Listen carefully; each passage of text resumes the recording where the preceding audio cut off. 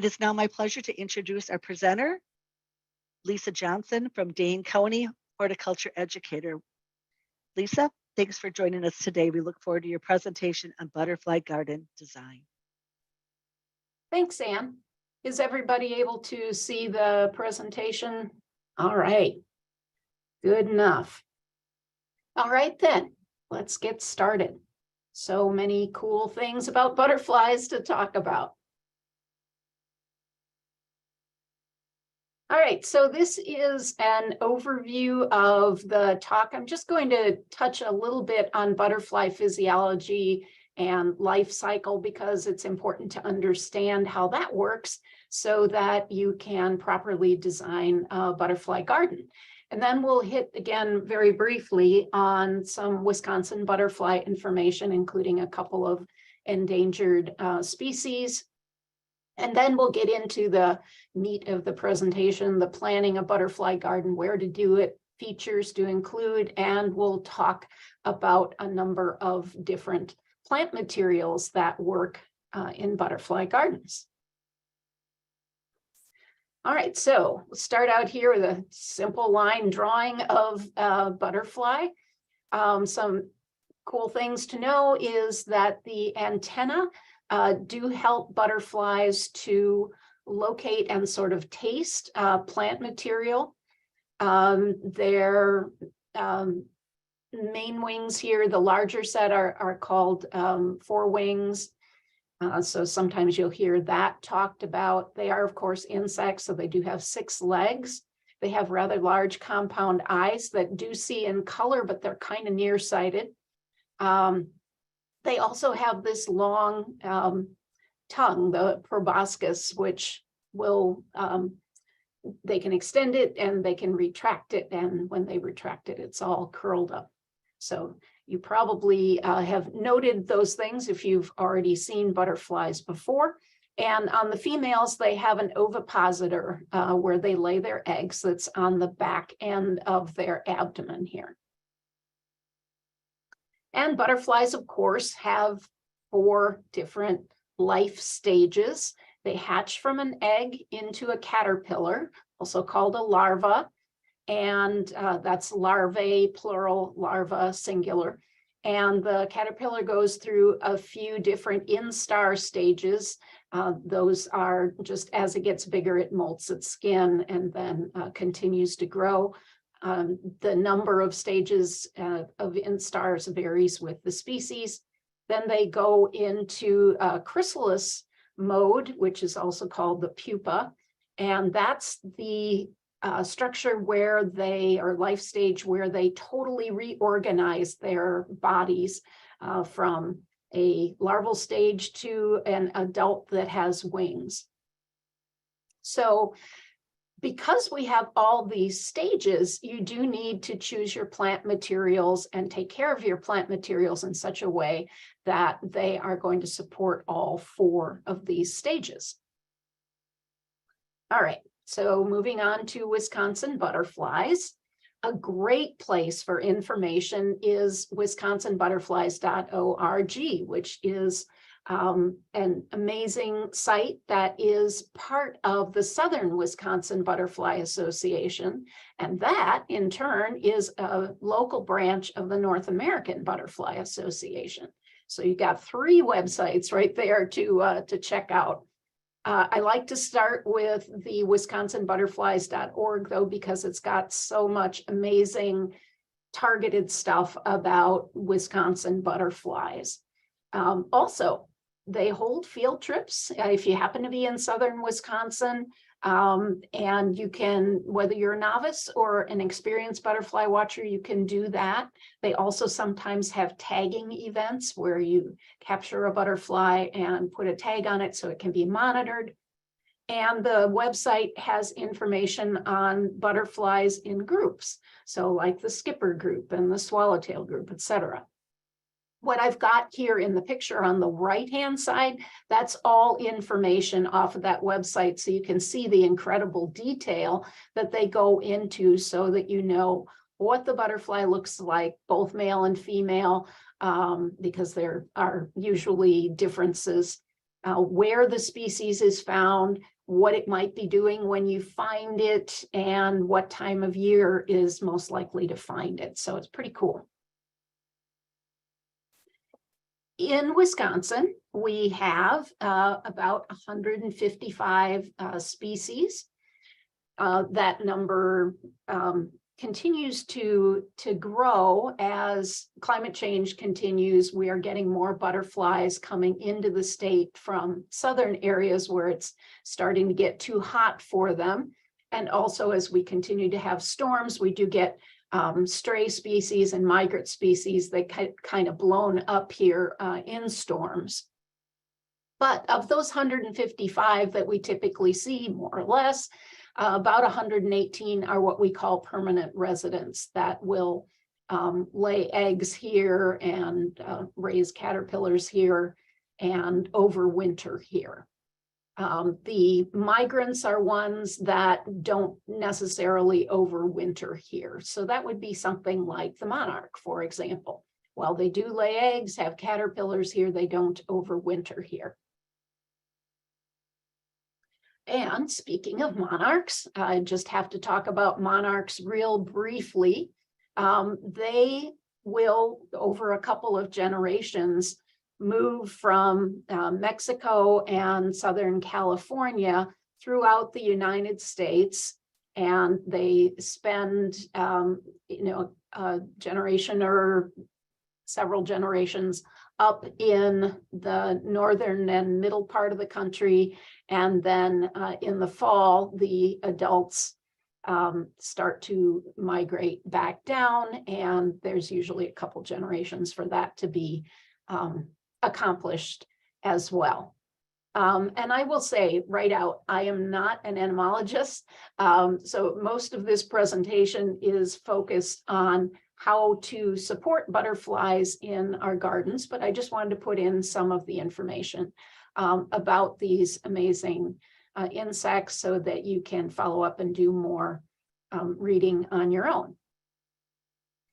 Here's an example of what they look like where they're in that reproductive diapause stage in the forests in Mexico. And one of the reasons we are losing so many of our monarchs is that habitat loss and storms in these very few places where they do, and wildfires as well, where they do overwinter. So you can end up with some pretty unfortunate major kill events. We also have the Carner blue butterfly, which is an endangered species. Very, very tiny, just got a wingspan of about an inch, 2 generations a year, and those will start to hatch in April from eggs laid the previous year. So they overwinter as eggs, and they only overwinter on wild lupins. And you can see we don't have very many wild lupin areas where we find it in the wild in the state. So because the caterpillars have to have wild lupins to feed on, that means the adults can only lay them there. And so it's really important that if we're going to support this species, that we allow these wild populations of blue lupins to be protected. All right, so moving on to butterfly gardens then. I really encourage you to look at those websites, learn what butterfly species are here, and remember that you need to have both nectar and larval plants for supporting the butterflies. And also, like with any pollinator, it's important to have season-long food sources. Put your butterfly gardens in sun, because butterflies as insects are cold-blooded and need sunlight to warm up their flight muscles. Also, it's really important to have a variety of different types of plants. And that's because most butterflies need the adults need a variety of different nectar sources for proper nutrition. But with the caterpillars, Some butterflies are more generalists and will lay their eggs on a variety of plants, but a lot of them are also specialists. So like the monarch and the Carner blue, they only have one type of plant that they can lay their eggs on. So in Wisconsin, we have 12 species of milkweeds. There's actually some interesting research that talks about which species of milkweed are more attractive to butterflies that are laying eggs, although all of them are attractive to nectar feeding adults, but not all of them are as favored for laying eggs. And so the females are quite choosy about this. If you've ever seen one ovipositing, it'll fly around among the milkweeds if it's a monarch, and it'll land on one, decide, nope, I don't want to do it here, flitter off to another one, and eventually pick one to lay the eggs on, and then it will lay several eggs. But if they can't find one that they like, they're not going to reproduce. So it's important to have a variety of plants and also sufficient numbers if you're trying to support monarchs in order to have the perfect milkweed plant. Also, do remember your larval plants are there to be eaten. Sometimes I have people that plant butterfly gardens and they call me up and they say, there's something eating my insert name of plant. And I'm like, yeah, that's great. That's what we want to have happen. We want to have those caterpillars feeding on your larval host plants. Now, butterflies overwinter as eggs, pupa, adults, and various instars of caterpillars, depending on what species. And this is a really interesting process. They go into a resting stage called diapause, where they manufacture glycogen that allows their bodies to get very cold, but still be able to survive.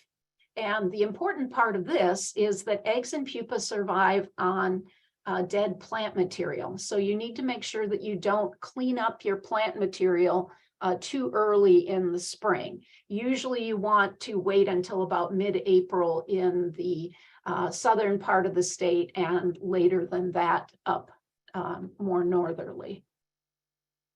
There's a really interesting handout here that I've given you a link to about that. Now, in your garden, you want to think about not only plant species, but also flower shapes. Butterflies, if you've ever seen them flying around, they look like they're having problems with their GPS and they can't decide where to go. But it's, they have these big wings that are like sails, and they like to have a large area to be able to land on and cling on to while they're feeding. So a lot of them like these kind of broad, flat flowers. If you think about daisies, for example, or purple coneflower, zinnias, they really like zinnias, but they also like flowers that have large clusters of smaller flowers that still makes a good landing pad for them. So milkweed, for example, that's a cluster of many small flowers. They like mints, calamint and catmint in particular. Ornamental onions is another good example of that, and garden phlox. Garden phlox are quite popular. Then there are also the flat types of flowers that also have small florets, but they're not rounded or elongated, they're flattened. Those are called umbels, or the cyme types as well. So if you think about yarrow, that's a good example of those. Now, with any pollinator, of course, we encourage you not to use pesticides. Pesticides do migrate through the plant and may accumulate in pollen and nectar, and it may vary with the chemical, the amount or concentration that happens with that. We just don't have enough good research on the various chemicals and various flowers, and it may vary per flower as well. And even herbicides and fungicides can impact pollen and nectar. So it's important to minimize the use of these as much as possible. The other thing to think about is what your style is. You don't have to have a butterfly garden that looks like a prairie if that isn't your style, for example. You can have a very well kept looking, more manicured example of a butterfly garden, more formal, or you can have a less formal one. As long as you have the appropriate plants, and there are many, many ones to choose from, you can have happy butterflies. Do keep in mind, though, that while native plants are often best, you still can use other non-native sources. I'm a horticulturist, so I grow plenty of non-native plants along with my native plants. And the butterflies seem to do well with either type of nectar. But again, those that are specialists may need a particular type of plant to host their eggs and caterpillars. And people often ignore trees and shrubs, but they can be a great source of nectar and often larval food as well. So here's the elements that are particularly good for butterfly gardens. You do need them in a sunny location, as we mentioned. They're cold-blooded insects. They have a lot of tissue that they need to warm up, and their thoracic muscles that allow the wings to beat need to get warmed up too, particularly if you think early in the spring when it's cold in the morning, or late in the fall when it's cold in the morning. They're going to need to warm those muscles up, and they use rocks to do that often. We'll talk more about that in a second, that basking behavior. They also have a need for puddling, particularly the males, and I'll talk about that more in a minute as well. A water source is great for any type of pollinator.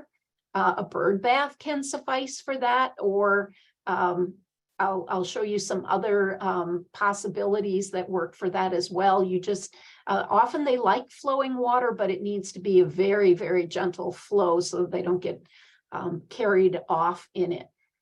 And shelter areas, often butterflies will hide under structures or in the middle of evergreens in order to shelter themselves during storms, or underneath logs, or lots of places like that. And then again, as we already talked about, both larval and nectar plants are needed to support butterflies. So here's that basking behavior. And you'll see a butterfly on a surface like a rock that collects heat, where they position their wings at right angles to the light, and they are slowly going to open and close those wings to disperse that heat and get it absorbed and into their muscles. But you don't have to use rocks. You can use wooden fence posts. Those also will absorb some heat and are out in the light, so that they can use those for basking as well. Now here's examples of puddling, and this would happen out in the wild in like areas next to streams or boggy areas where you have a wet substrate like mud or wet rocks. Typically, sometimes you'll find them perching on dung. And what they're doing is actually ingesting minerals and nutrients out of the mud, wet rocks, dung, decaying fruits, etc.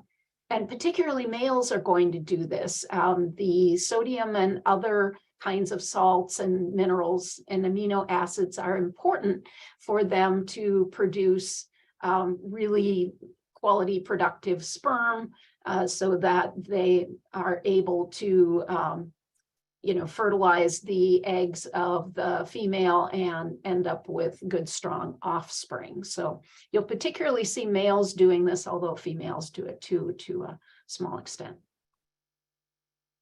And here's what a puddling station might look like, because we realize that not everybody has a stream going through their backyard.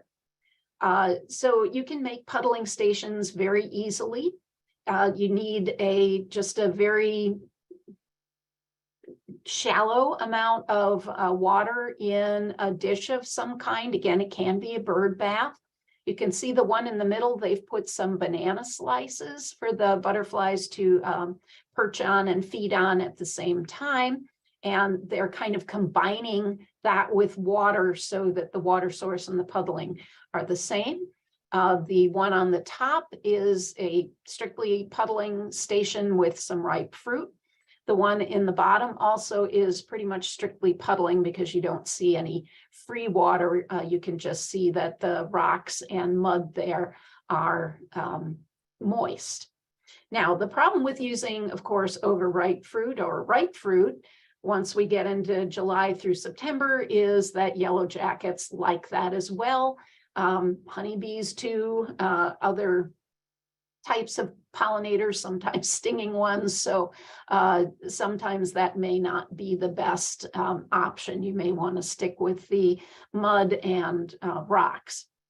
Also, for water source as well as puddling source, you want to make sure that either the water flows or that you change it about every 6 days or so, because that's the lifespan of a mosquito from egg to larva to adult.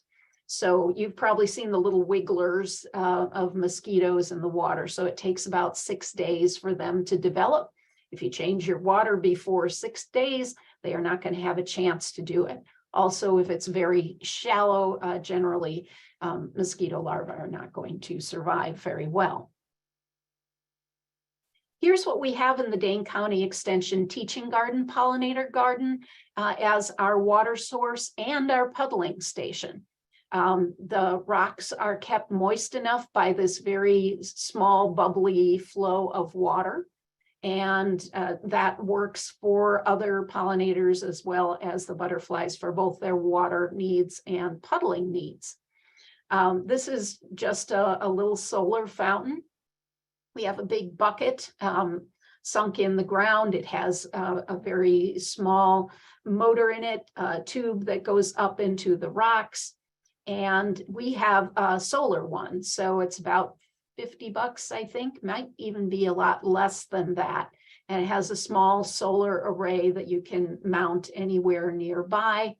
And then that will provide the power. Now, of course, it does only work when the sun is out, but it works often enough that we're able to provide that water. We try and have the rocks so that they will collect little bits of water as the flow goes, so that some of it will stay in the rocks even when the fountain is not flowing.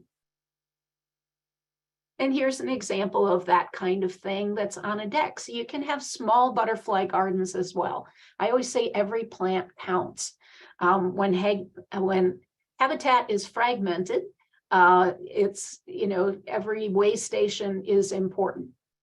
So this butterfly garden has a water source, it has a number of plant materials, and it has the rocks as well. And you can see they've made art out of some of these rocks too. All right, now we get into choosing plants.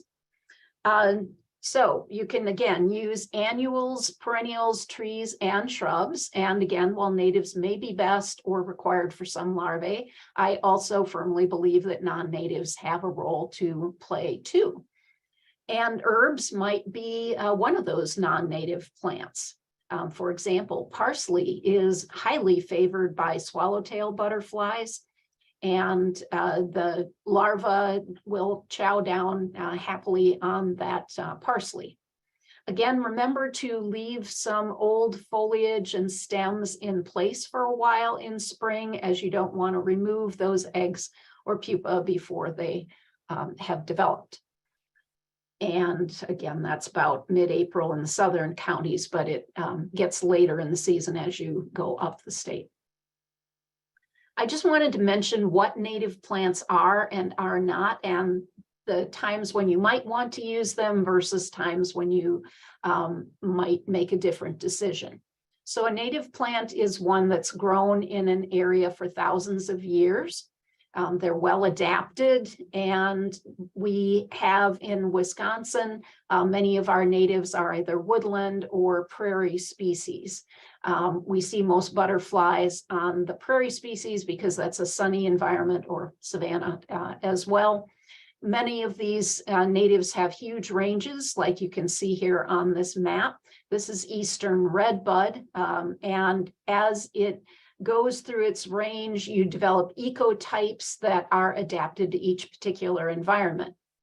That means that even though it's the same species, a plant that has its genotype developed in Texas is not going to survive in Wisconsin because of the cold winters. Whereas one that if we collected seeds from up here and planted them in Texas, they probably would not be able to survive the heat and drought. So if you're trying to faithfully restore a prairie, for example, you don't want to collect your plants from any farther away, ideally than about 50 miles. However, if you're just putting together a garden or a butterfly garden, you may not need to worry about that or be worried about that. So it depends on what your garden goals are as to whether you're going to be really worried about what your source is for those native plants if you're growing natives. Just to make things a little more complicated, there are things called nativars. That's kind of a play on the word cultivar, which means cultivated variety. We have cultivars of most plants that we grow, whether it's vegetable, fruit, or perennial or annual. And so nativars are native plants that have been selected for different ornamental attributes. Like this one is our native musclewood. Mike Yanni grew out some seeds, selected some that were particularly narrow and had great fall color. And voila, you have a nativar. And you might use a nativar. A lot of them are selected because they're shorter or have bigger flowers, and so are more attractive to people to grow or easier to grow in a home garden. All right, moving into the plants. I'm going to share a few annuals. And you can see here that on the bottom picture, we have some zinnias. And we have monarchs that are feeding on, actually, this is a plant that you can grow as a house plant, kalanchoe. So they are not always going to be very fussy about where they get their nectar sources from. You just need to provide a variety of sources, again, that are blooming all season. So here is an example of an annual that probably a lot of you are familiar with, Cosmos. It's native to Mexico, and we have two different species that we particularly grow. Sulphureous, the Cosmos sulphureous are typically in this color range, the warm color range, and Bipinnatus is typically going to be pink or white or magenta colors. Makes a good cut flower as well as a nice butterfly plant. And probably a lot of you are familiar with lantana. It's often used in hanging baskets, and hummingbirds like it as well as butterflies. You can see it's got a nice perching surface, and it's got a lot of small florets that the butterfly can stick its proboscis into and feed. And there are a ton of cultivars. Some of them are actually purple and white, but many of them are going to be orange or yellow, or even orange, yellow, and pink, or pink and yellow, or something like that. Typically, they're very bright colors.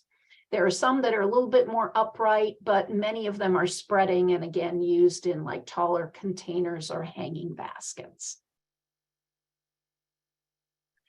This one is great, especially for late season blooms for butterflies, the Mexican sunflower or Tithonia. This one does take a while to get blooming. So if you can buy one that's been started already earlier in the season, it'll start blooming earlier and be blooming to support butterflies. Each plant does not produce a whole lot of flowers, at least not until it's really big later in the season. So I recommend planting, at least 3 or 4 in order to provide enough nectar for the butterflies. They do end up being fairly large plants that take up some real estate. So that's something else to factor into your design. This one I sometimes hesitate to recommend because it is a very seedy beast. And if you let it go to seed, you'll probably have it coming up again next year. However, if you want it to support butterflies, that's a good thing. So this is called tall verbena or stick verbena, but you'll often also hear it called Verbena bonariensis. It's a scientific name. This one we have planted in our teaching garden next to the front door so that people can enjoy all the butterflies that come to sip nectar out of it. It's a fairly easy to maintain plant, and the color fits in nicely with a lot of other colors in the garden. Now, if we lived in southern parts of the US, we might not be able to grow that, but it's not an issue here. And zinnias, I imagine a lot of you have probably grown. We have the tall zinnias that are mostly used for cut flowers. Unfortunately, a lot of those are susceptible to powdery mildew. But we also have the kind of ground cover ones that are a lot shorter and tend to grow in a mound as opposed to a lot of single stems. The butterflies don't really care which one you have. I've seen them feeding on both of them. There might be some more slight preference for the taller ones because you often see butterflies a little bit higher up in the canopy of foliage and flowers. This is a fairly easy plant to grow either from seed, or you can buy market packs of it already started in the spring. If you don't like powdery mildew, you might want to try the Profusion series. They're shorter, but they are resistant to powdery mildew.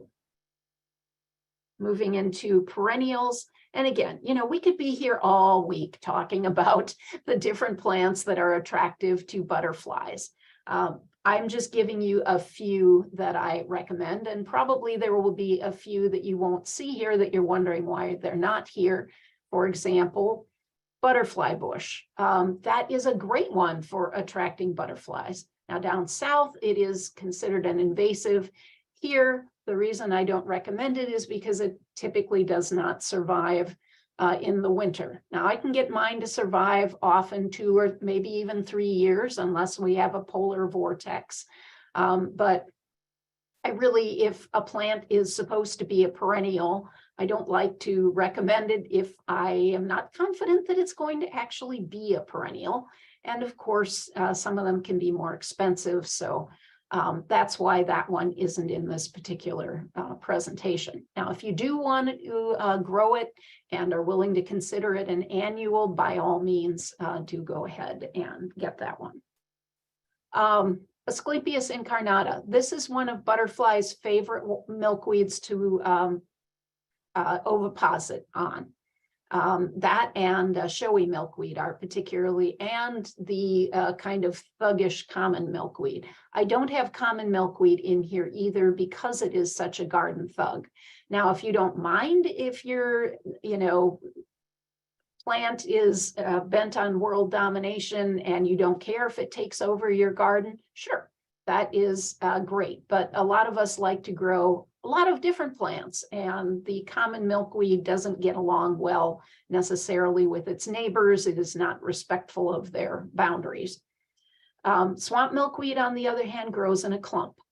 It is not the longest lived plant, so do be sure that you allow it to produce seeds. It also will not survive well in places that have a lot of sandy soil.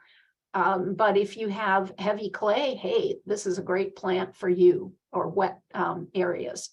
It will take medium moisture too. Just be sure and water it in drought years like this one. Blooms for about a month in the late summer, and it is used by a lot of insects also other than just monarchs and other butterflies. There are also some nativars. Cinderella is a bit shorter, and it is also a darker pink, and Ice Ballet is shorter and white. This one, while very attractive as a nectar source, is not as attractive as an ovipositing plant.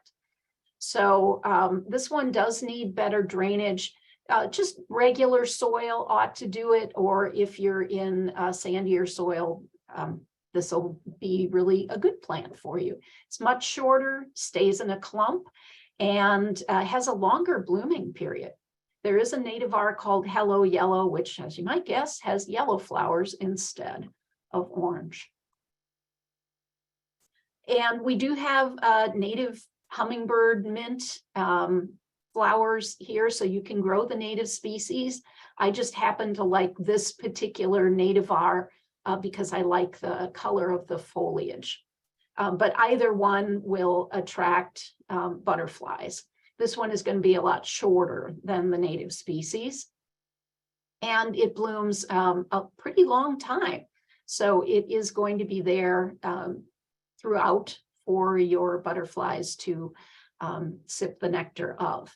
It will also take partial shade, which is kind of a nice thing. And this is a widespread species that you can see in many natural areas. Boltonia also has a very wide range. This is another native, usually tends to be 3 to 4 feet tall. It's a lot easier to find the nativar called snowbank, which tends to be more like 3 feet than it is to find the straight native, unless you're purchasing from a company that produces native plants. You're more likely to see snowbank in an average garden center. And it, again, looks very similar to the straight native species, but it's shorter. And you can make it shorter still if it tends to fall over for you by cutting it back halfway no later than about June 15th. That will force it to branch out and become a more dense plant. This one is great for a lot of different pollinators. I don't usually see a lot of larger butterflies on it, but a lot of the smaller species like it too. That isn't to say that I never see them, but this is a wonderful plant. It's got, look at that, June through October. Ours are not blooming quite yet, but they should be in bloom fairly soon. And this one does need as much sun as you can give it, dry to medium soils. And again, it just has that bloom all season. There are some other cultivars that have light purple flowers now as well. So this is not a native plant, but it is an excellent nectar source. This is our native coneflower. Purple coneflower is a native plant, but it is not native to Wisconsin. It's native a bit south. So this is our native coneflower. You can certainly grow purple coneflower as well. I just wanted to show you what the native looks like. This one is one that butterflies like as well. And Joe Pye weed, wonderful plant for butterflies as well as other pollinators. It does seed heavily. I like to grow actually the nativars, Little Joe or Phantom, because they're much shorter. The wild type is over 6 feet tall. So in my little garden, that takes up too much real estate. Lots of Liatra species. We have about 12 here in the state. And this blooms in July, and butterflies absolutely love it. I've seen, the flower spikes absolutely covered with butterflies. If you have heavy rabbit pressure, though, that one may be harder to maintain. We do have a native Monarda, Monarda fistulosa, that's the one in the top. And we have many cultivars down below of Monarda didyma. And there's also another species of Monarda that's native to Wisconsin as well. Unfortunately, all of them are susceptible to mildew. So if you don't like that, make sure that the variety that you buy is mildew resistant. Do keep them in areas with good air circulation. That helps to minimize that powdery mildew. And catmint looks a whole lot like calamint. They are both in the mint family. This is one that butterflies really like, and it is a smaller plant. There are a number of different cultivars of catmint that are out there, some of them bigger, some of them smaller. It usually has a very long bloom period, and with this particular variety, if you cut it back after its main flowering, it will flower again for you. Lots of cultivars out there, so do check that out. Garden phlox, another very familiar garden perennial. One that butterflies seem to really like is a cultivar called Gina. It has smaller flowers and smaller panicles. But for some reason, I've grown a number of phlox side by side, and they like that one a whole lot. Pretty hardy throughout the state, zone 4. Just northern part of the state may not be able to grow that one. I've put some of the mildew-resistant cultivars here. And they generally are going to bloom July through August. Lots of different aster species are native to Wisconsin. I do like this one because it tends to be a little bit shorter and doesn't flop, so I don't have to worry about either pinching it back or staking it. Late season nectar source for butterflies, very important source of that. Now they do tend to seed, so that is something you should keep in mind. And there are several nativars of this particular aster. Now, I know most of you are groaning right now because a lot of people don't like goldenrod. There are some goldenrods actually that bloom in spring. And not all of them are thugs like the Solidago canadensis, which is the Canada goldenrod. That's the one that the birds sometimes will drop into your garden. I have a bunch I need to pull out this spring. And that one is kind of a garden thug, but a lot of these others are well behaved, like fireworks, a really interesting growth habit, and a nice butterfly magnet, as well as some of these other shorter cultivars here. If you have allergies, I must say that goldenrod typically gets a bad rap because it blooms at the same time as ragweed, which has pollen that's got a lot of spikes on it and tends to irritate your nasal passages. The pollen on goldenrod is smooth and typically is a lot less irritating. Just a couple of herbs I'm going to mention. Any of these are very attractive to butterflies, some as larval host plants and some as nectar sources, or both, as the case may be. So lots of these that you can grow. Now, trees, if I recommend listening to Laura Gell's talk, which I think was yesterday on I believe it's called something like Trees for Bees. That's on our Pollinator Week website as well. I'm just going to mention a couple of species, but Laura has a lot more that you should take a look at. Now consider that a lot of tree species are used as larval food, and you can see now these are not all butterfly species that these plants are supporting.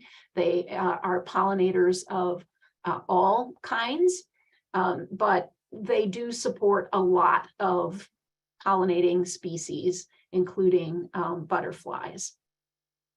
So those are some trees. Here is one that I particularly recommend, which is serviceberry, which is a great garden plant. It is what I call a 4-season plant. Gets wonderful white flowers early in the spring, great early season nectar source for pollinators, including butterflies. And it has very nice sweet fruits if you can get them before the birds do. In the summer, they're ripe in southern Wisconsin right now. They start out red, turn to kind of a blueberry color, but they're sweeter than blueberries. And then they have awesome fall color. It may be golden like this, it may be more orange, it may be red, maybe a bright yellow, depending on the cultivar. You can get straight species of Amelanker. We do have a couple species that are native to Wisconsin. So if you prefer the straight native, you can certainly get that. And there's a naturally occurring hybrid as well in Wisconsin. So these are also the reason I said 4 season. It has beautiful silvery bark and a really graceful habit. So it looks great in the wintertime as well as the other 3 seasons. And it has benefits of berries attracting birds and, the fall color and so on. So it's a great garden plant. Pagoda dogwood, another beautiful plant for your shade garden. It likes partial shade and it is a native. So the more shade it's in, the more horizontal the branching will be. That's why it's called pagoda dogwood, is because of that horizontal nature. It is a larval host for some butterflies as well as a source of pollen. And it produces berries that are attractive to birds. So what's not to like? Beautiful plant. Finally, there are species of basswood. We have the American linden basswood, but there are also European species that are pretty commonly available too. They all are going to produce these wonderful fragrant blossoms that are great nectar sources for lots of different kinds of pollinators. And they will support this American one over 150 species of caterpillars. So great source as well. And a few shrubs here. Black chokeberry, beautiful white blossoms that produce nectar, wonderful fall color, bright red. And they do produce fruits that are used in the juice industry. Warning, they are very bitter. It's not called chokeberry for nothing. And usually the birds will not eat the berries until they are well fermented in spring and they don't have anything else to eat. It grows well in sun to partial shade, and you can get a lot of different nativars if you prefer a nativar that is going to have uniform fall color and size and production of fruit. There are some that are bred especially because they have larger fruit. I would not put them in a really dry area though, because in the wild, you're going to find them in wetter areas. They will handle just regular moisture soil just fine, but not dry soil. And this one is so much fun. This is buttonbush, our native. Now, we do have one that I do recommend that was bred by Mike Yanni up at Johnson's nursery where he does his breeding. He's got a company called JN Selections where he's bred a lot of plants that you will currently see on the market, woody plants. The reason I like Magical Moonlight is that it has good fall color, which most button bushes do not. And it's a lot smaller than our straight native, which does get very big and in my yard takes up too much real estate. If you do grow the straight species, it does often tend to have a lot of dieback. So do expect that you're going to be cutting it back in the spring. I will say those Sputnik-like, and there is a variety called Sputnik, those Sputnik-like flowers, the flower head is a decent size, but each individual flower is quite small. A lot of the small solitary bees like it, as well as a lot of the smaller butterflies. And it's a larval host for 18 Lepidopteran species. Lepidoptera is the butterflies and moths. Sweet pepper bush blooms in July. Not a whole lot of plants that bloom in July. So this is also got a wonderful vanilla-like fragrance. It's a fairly small scale shrub and gets good fall color. So a great garden plant, as well as being a nice pollinator plant and butterfly magnet. And we'll finish up here with some resources. Most of these are ones I've already talked about before. There is one publication here from Colorado State that I think is really nice.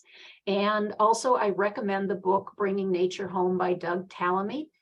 Doug is well recognized as an author on environmental subjects, and particularly on native plants and pollinators. So you might want to check that out. And I will take some questions. Thank you, Lisa. Wonderful presentation, so much information. So we have a few questions that have come through. I'm thinking, could you stop sharing maybe? That way we could put you on the screen. Or Oops, okay, hang on just a second. There. Okay, so we had a couple of questions regarding milkweed. So like the first one is, and this got brought up at yesterday's presentation, that the milkweed has not done great this year. Have you seen any instances of that, or do you have anything you want to comment on that? So can you repeat that question? Yeah, so someone has shared in a question today as well as yesterday's presentation that the milkweed isn't doing as good this year as it has in past years. Got it.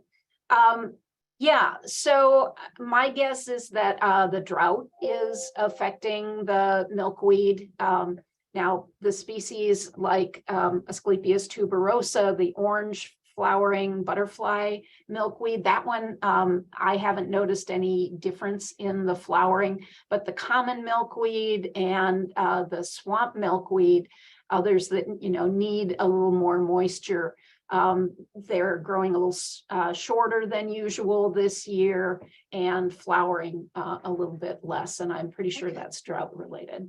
Great. Another question about milkweed. Someone said they have been able to get some species of milkweed very easily, but she's been having trouble getting some of the other ones, Hortella, viridiflora, Flora, lanuginosa. There's a couple other ones they mentioned. She recommended some of those other species. You have any recommendations on where you can get some of the more, the more selective species of milkweed? Got any recommendations on where to look for those type of things? Yeah, now we're not technically allowed to recommend one place over another. But there are some Wisconsin suppliers that should carry most of those things. And if they don't, they may be able to recommend where you can get them. So sorry, I can't really recommend one company over another. Okay. Another question that somebody asked, do butterflies like roses or is it mainly bees? It depends on the type of rose. If you're talking about like the old style floribundas or hybrid teas and so on, those are not the greatest pollinator plants. But if you're talking about a wild rose or a rose that has a single flower, so 5 petals, both butterflies and bees will like those a whole lot. They also like the rugosa roses that I've noticed, but the more petals a rose has, the less nectar structures it often has and pollen structures, so they are less attractive to pollinators. Another question is, how close together do the elements of your garden need to be for the butterflies to use? For example, she shared or he shared that they have a stream in the yard, but it's not right next to the garden. So if you could address some of those factors that you talk about that are essential for butterfly gardens, how close do they need to be? Ideally you would have the water source fairly close to the garden, but butterflies do, have a range that they will fly. And if they can locate a water source, even if it's not particularly close to your garden, that should be fine. However, if it is, like 300 yards away from your garden, you might want to provide a water source that is closer, an artificial, water source like a bird bath or something like that. Somebody had a question regarding one of your slides. You had on for the slide on cosmos, you had earwigs and slugs listed, and they wanted to know, do they attract earwigs and slugs, or do they repulse these type of insects? Good question. I'll have to fix that slide. Thank you for the question. Occasionally, especially when they're planted thickly, if you have slugs or earwigs in your garden, they will chew on the foliage of cosmos. I have seen them pretty much denuded of foliage in really wet years when there are very high pressure from slugs and earwigs. In general, if you've got good spacing between your plants, and a year like this year where, gosh, I haven't seen a slug all year yet. It's been so dry that you probably will have not much of a problem with those particular insects this year. On the other hand, aphids, spider mites, you're going to see a lot of those this year. So Margaret, I want to just turn it to you. Do you see any questions coming in that you'd like to ask Lisa? Yes, thanks, Anne. A couple of questions just came in. One is, do daylilies or irises provide anything to pollinators? That is a good question. I have not seen, well, I've seen pollinators on daylilies. I don't think that it rates particularly high on their list of pollen and nectar sources. I don't usually tend to see it on lists of pollinator plants. How about marigolds? That was another question. Those are typically not a great source because they've got so many petals that often comes at the expense of nectaries. Thank you. So another question that came through, is there a drawback to having a butterfly garden right next to the house? Is there anything that need to be, anything that you need to think about? I don't think so. It's not like, houses can be a place where butterflies can shelter from storms. So I wouldn't see a problem with that at all. Another question was black-eyed Susans. You didn't mention that, and somebody wanted to know if that is something that might attract a butterfly. Yes, those do. Unfortunately, it's only an hour-long presentation, and I'd be going on for probably 3 days if I put everything in there. But yeah, that's a great one. So we want to remind everybody about the handout that lists the plant list that goes into a little bit more extensive on plant recommendations, correct? And of course, it's not necessarily a complete list either. It would be very long. Okay. One last question. What are options for areas that have more shade than sun? Do you have any quick recommendations on that? Yeah, that's a tough one. It's not that butterflies don't go into the shade at all, but it's a question of finding plants that are more attractive to them. So, like woodland sunflower might be one that they might like. Some of the other species that we've talked about, like asters, a lot of those can take partial shade. Purple coneflower can take partial shade. It takes a lot more shade than you'd think.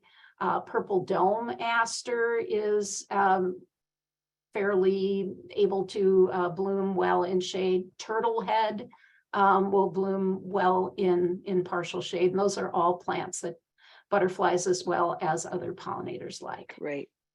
Well, it looks like we've come to the end of our time here. It's 1 o'clock. And so I think we're going to wrap it up for today.